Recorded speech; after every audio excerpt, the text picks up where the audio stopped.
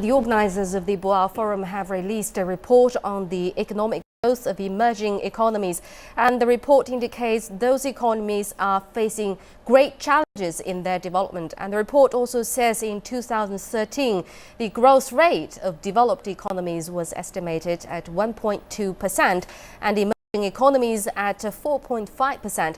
In fact, the growth gap between the two groups has been narrowing since 2011. And emerging economies are facing worsening conditions for forex rates, balance of international payments, and financial fragility. The growth rate of 11 emerging economies will generally slow in 2014, and the report used the Indian rupee and Brazilian real was examples because both have depreciated by more than 20%. And on the growth outlook, the composite indexes for some emerging economies have dropped below the 100 level, which separates growth from contraction. At the same time, some developed countries such as the US, Japan, and EU have reported new highs.